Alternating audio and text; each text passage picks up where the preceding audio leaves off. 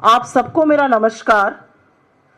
इस प्रेस वार्ता के माध्यम से और इस मंच के माध्यम से आज हम एक बहुत बड़ी चिंता आपके साथ साझा करना आए हैं, क्योंकि इस देश के सम्मान में ठेस पहुंचे, इस देश की संप्रभुता पर सवाल उठे, यह कतई बर्दाश्त नहीं किया जा सकता है। आज प्रधानमंत्री नरेंद्र मोदी की विफल विदेश नीति, कंप्लीटली फेल्ड फॉरेन पॉलिसी के कारण इस देश का दुनिया में अपमान हो रहा है। कनाडा जैसा देश हमें G7 का इनवाइट नहीं भेजता है। ट्रंप बार बार सीज फायर का श्रेय ले चुके हैं और असलियत अब यह है कि ट्रंप को छोड़कर अब बाकी देश, कल रूस ने भी माना कि ट्रंप ने हमारे बीच मध्यस्थता करी थी और उनके कारण सीज फायर हुआ। यह भी सच है कि हम दुनिया में अलग थलग पड़ गए हैं और हमारे जो सदाबहार दोस्त हैं, जिसको all weather friend and allies कहा जाता था, वो हमसे किनारा कर रहे हैं और बड़े बड़े देश आज हमारे दुश्मन मुल्क के खेमे में खड़े हुए नजर आ रहे हैं। असली बात यह है कि जिस पाकिस्तान को हमने टोटली दरकिनार कर दिया था, वो आज धड़ल्ले से हीरो बना घूम रहा है। उसको विश्व के तमाम मल्टीलैटरल एजेंसीज में प्रतिनिधित्व का मौका मिल रहा है, वो संयुक्त राष्ट्र में कमिटियों का चेयरपर्सन बन रहा है। असलियत यह है कि उसको मल्टीलैटरल एजेंसीज एक के बाद एक आर्थिक सहायता दे रही हैं और हम कुछ नहीं कर पा रहे हैं। आज के दिन प्रधानमंत्री नरेंद्र मोदी कश्मीर गए हैं। यह अलग बात है कि वो पिछले 45 दिनों में उन्होंने एक बार भी कश्मीर की ओर झांका तक नहीं। अब फीता काटने वो कश्मीर पहुंचे, लेकिन जब वो वहां पर भाषण देंगे तो इस देश के मन में बहुत सारे सवाल हैं और उन सवालों को उठाना हमारा काम है, क्योंकि यह वाकई में एक दुखद बात है कि 11 साल सत्ता में रहने के बाद, 90 से ज्यादा देशों की सैर करने के बाद, हमारी विफल विदेश नीति के चलते हमें हासिल कुछ भी ठोस नहीं हुआ है। कूटनीति या डिप्लोमेसी या फॉरेन पॉलिसी जिसको कहते हैं, इसका मतलब लाल लाल आंखें डालकर लेजर की रील बनाना नहीं होता है। कूटनीति का मतलब होता है कि आप विश्व में भारत का हित सर्वोपरि रखिए। कूटनीति निरंतर होती है, ये खोखले दावे नहीं होते हैं। अगर विदेश नीति विफल ना रही होती तो मुझे यह कहने में कोई भी संशय नहीं है कि इस दुनिया के तमाम मुल्क हमारे साथ मुस्तैदी से एकजुट होकर खड़े रहते, लेकिन ऐसा नहीं हो रहा है और उसके तमाम एग्जाम्पल्स हैं जो अभी आपको मैं बता देती हूं। लेकिन आगे बढ़ने से पहले कुछ एक है जो आप सुन लीजिए और उसके बाद हम चर्चा करेंगे। Please play the video.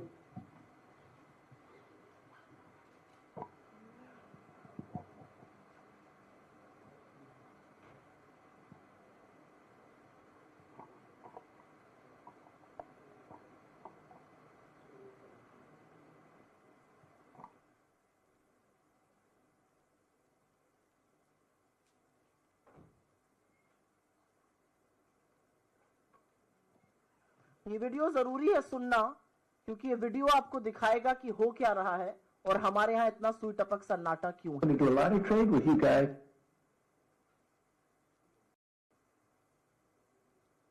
शुरू से प्ले करिए।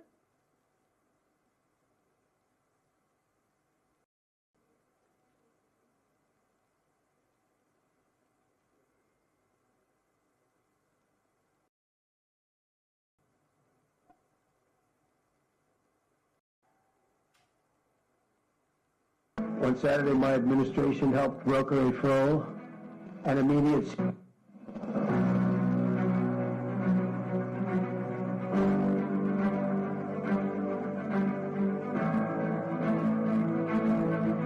On Saturday, my administration helped broker a full and immediate ceasefire, I think a permanent one, between India and Pakistan. I said, come on, we're going to do a lot of trade with you guys. Let's stop it. Let's stop it. If you stop it, we'll do a trade. If you don't stop it, we're not going to do any trade. Well, my administration successfully brokered a historic ceasefire to stop the escalating violence between India and Pakistan.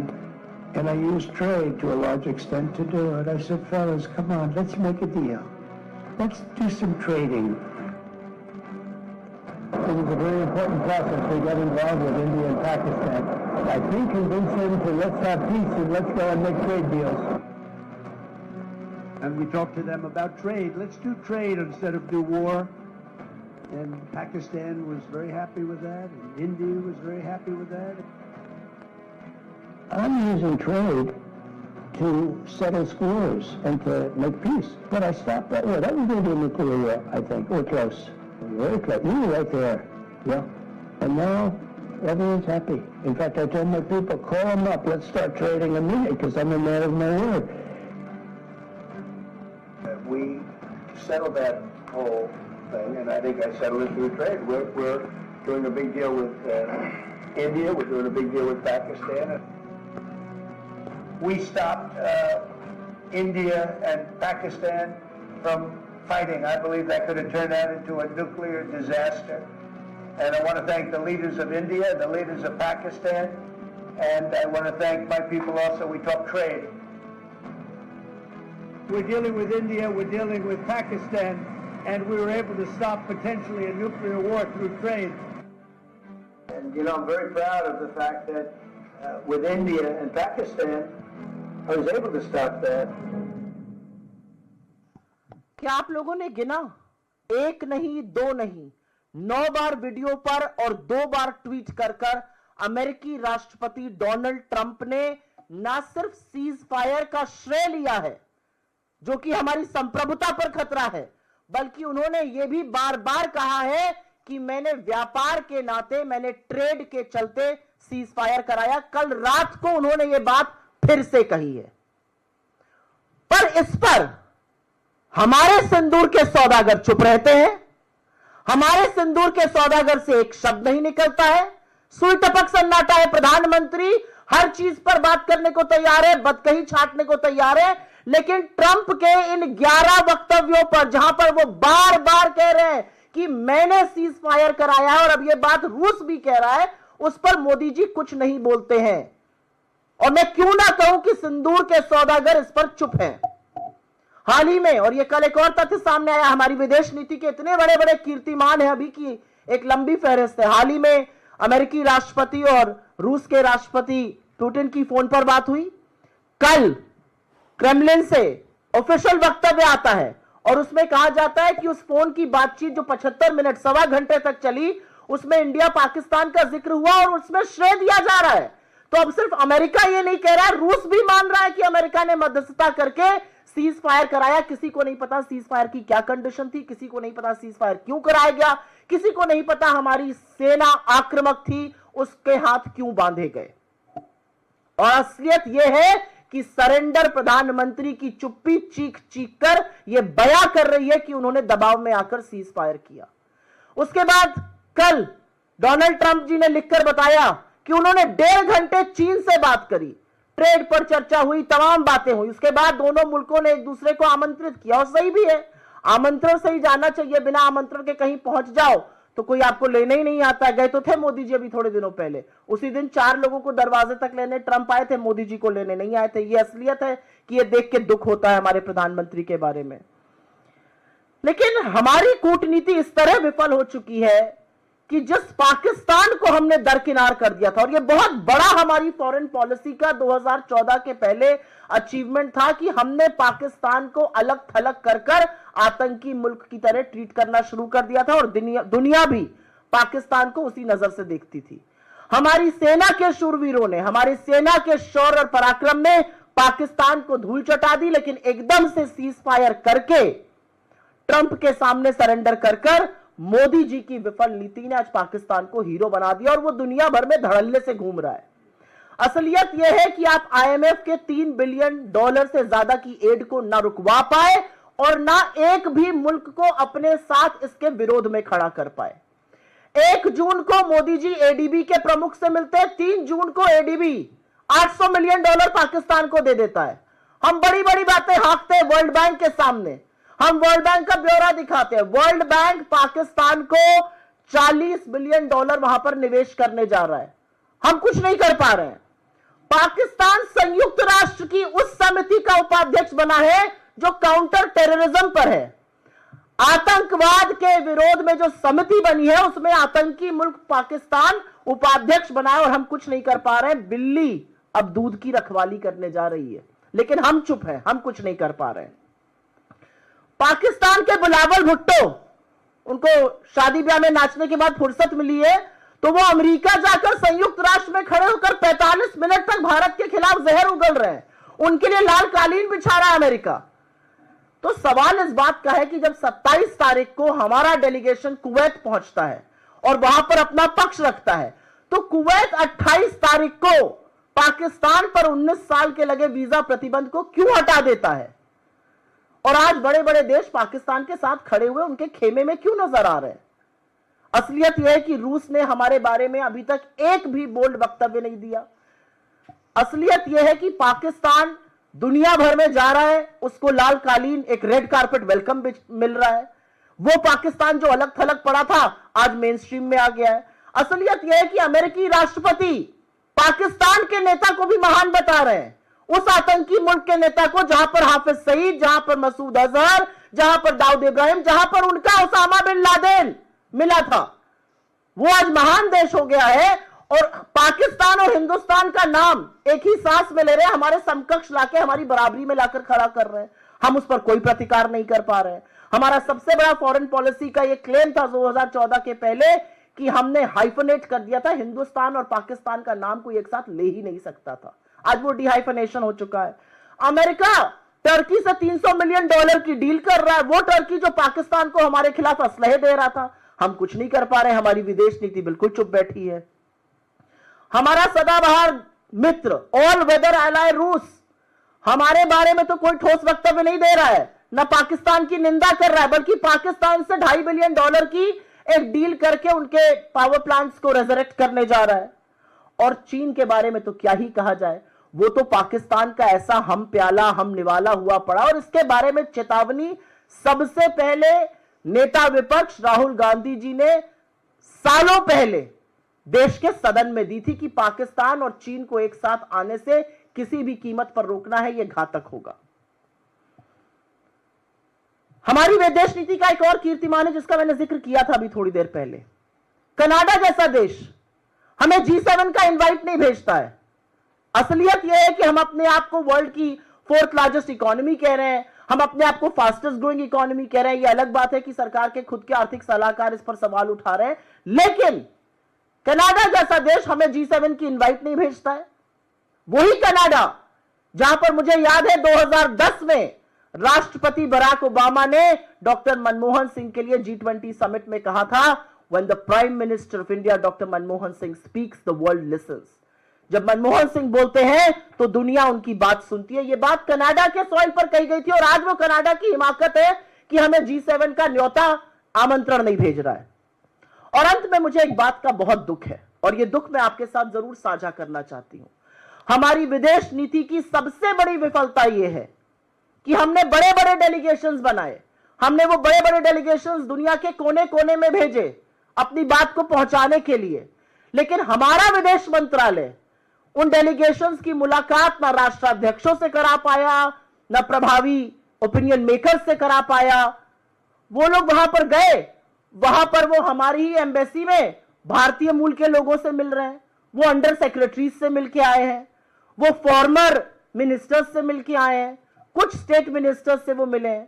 तो आज सवाल इस बात का है कि वो museum देखने गए, उन्होंने यूनेस्को की कुछ वर्ल्ड हेरिटेज साइट देखी, नॉत्र डेम का चर्च देखा, गाना बजाना हुआ, पुराने फिल्मी गाने गाए गए, बड़े बड़े डिनर हुए, खूब पिक्चरें खींची गई, लेकिन हमें मिला क्या? और यह हमारी विदेश नीति की विफलता है कि आपने अपने सांसदों को भेजा और उनको आप एक राष्ट्राध्यक्ष से नहीं मिला पाए। तो आज सवाल यह है, आपने उनको कितने राष्ट्राध्यक्षों से मिलाया? हमें क्या ठोस हासिल हुआ? कितने राष्ट्र जहां पर हमारी ये डेलीगेशंस, जहां पे हमारे सर्वदलीय मंडल गए थे, उन्होंने हमारे पक्ष में उतर के बयान दिया? कितने राष्ट्रों ने पाकिस्तान के आतंकियों को शरण देने की निंदा करी? कितने राष्ट्र आज खुल के हमारे साथ हैं? तो कहां है हमारी डिप्लोमेसी, कहां है हमारी फॉरेन पॉलिसी? मुझे ऐसा लगता है कि हमारी फॉरेन पॉलिसी, हमारी डिप्लोमेसी लाल आंखों की लेजर लाइट वाली बनाने में, रीलों में कहीं खो चुकी है। क्योंकि जयशंकर जी की प्राथमिकता, बाकी मंत्रियों की प्राथमिकता इस सरकार में है लेजर आंखें बनाते हैं, लाल लाल आंखें दिखती हैं, और डिप्लोमेसी उसको कहा जा रहा है। वो डिप्लोमेसी नहीं है, वो रील बनाना है। आज जब हमारे देश को सबसे ज्यादा जरूरत है कि विश्व के मजबूत राष्ट्र एकजुट होकर हमारे साथ खड़े हो, एक स्वर में पाकिस्तान के आतंकी होने की निंदा करें, पाकिस्तान जिस तरह से शरण देता है आतंकियों को, जिस तरह से पनाह देता है, जिस तरह से पाकिस्तान के यहां तमाम टेररिस्ट कैंप हमने ध्वस्त किए, उसकी निंदा करें, तो हम उसमें कहीं ना कहीं अलग थलग पड़े नजर आते हैं। और यह हमारी फॉरेन पॉलिसी का, यह हमारी कूटनीति का फेलियर है। असलियत यह है कि हमारी सेना के शौर्य और पराक्रम ने, हमारी सेना के वीर शूरवीरों ने तो पाकिस्तान को धूल चटाई, लेकिन हमारी विदेश नीति इतनी विफल रही कि वही पाकिस्तान आज घूम रहा है विश्व में और उसका स्वागत किया जा रहा है। और इसका कारण यह है कि जिस विदेश नीति का एकमात्र आधार, जिस विदेश नीति का सिंगल कॉर्नरस्टोन इस देश का राष्ट्रहित सर्वोपरि रखना होना चाहिए था, उसका सारा ध्येय, उसका सारा फोकस, उसका सारा लक्ष्य एक आदमी की छवि चमकाना और उनके मूल भक्तों से सस्ती ताली बजवाना है। और इसलिए हमारी विदेश नीति विफल हो रही है। सवाल आज यह भी है कि क्या हमारी माताओं के साथ, हमारी बहनों के सिंदूर के साथ सौदा किया गया?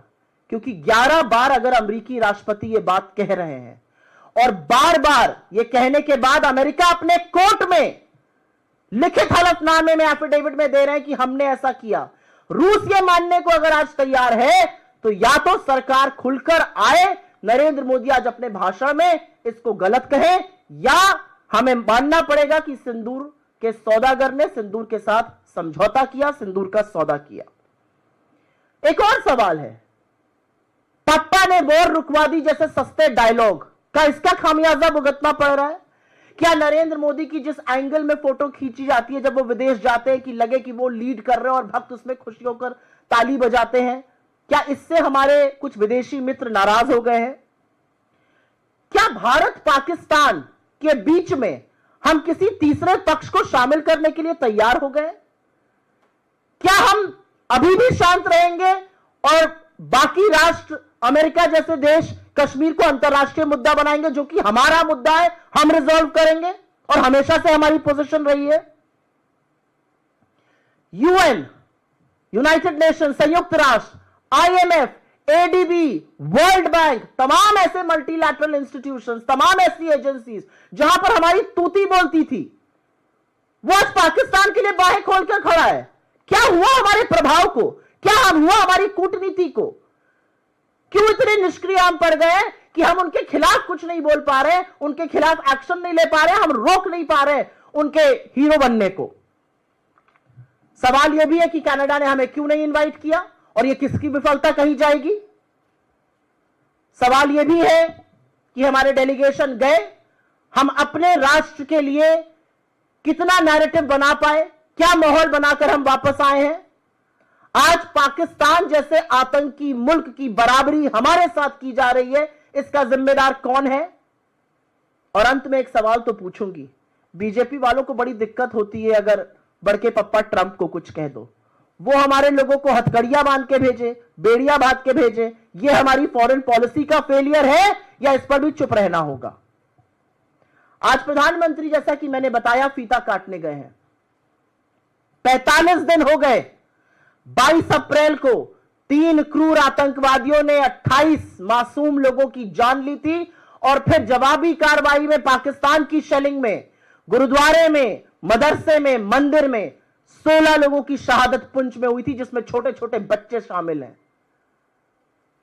आज 45 दिन बाद नरेंद्र मोदी जी को फीता काटना था तो कश्मीर याद आया, वरना उन्होंने कश्मीर जाने की नहीं सोची। वो बिहार गए, वो केरल गए, वो आंध्रा गए, वो मुंबई गए, राजस्थान गए, गुजरात गए, हर जगह गए, हाथ हिलाया, फोटो खिंचवाई, भद्दे भाषण दिए, कटाक्ष किए, हंसी ठिठोली करी, सिरेस्तारों के साथ समय बिताया।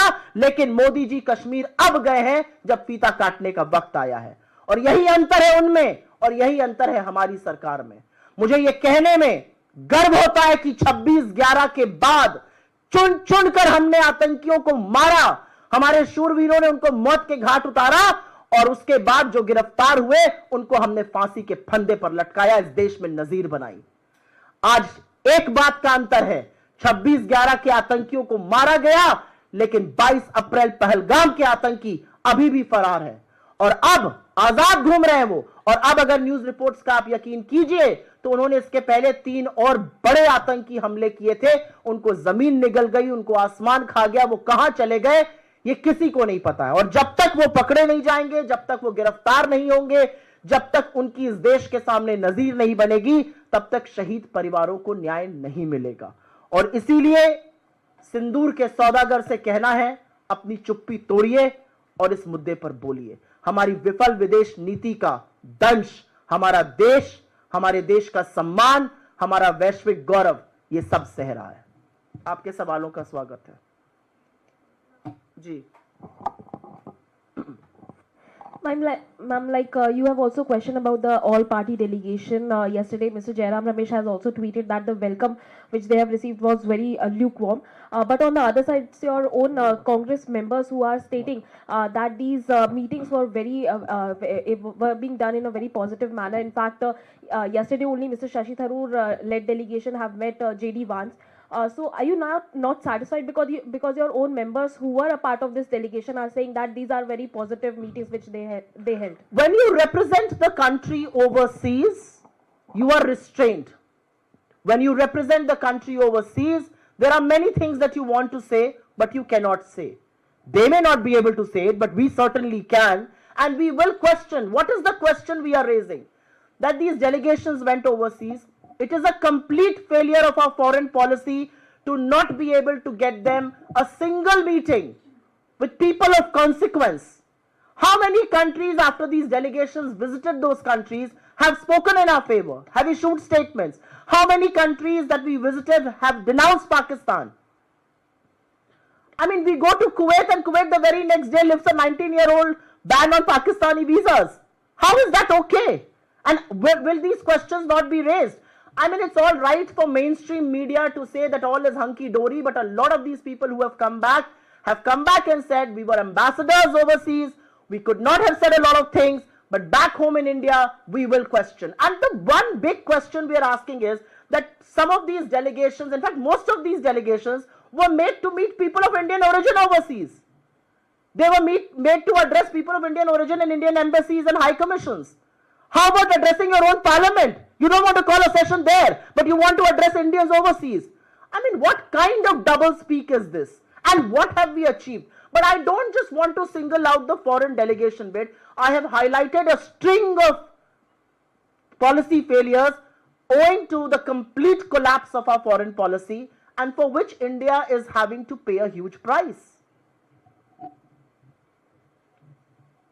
और कोई सवाल इस पे या किसी अन्य मुद्दे पे?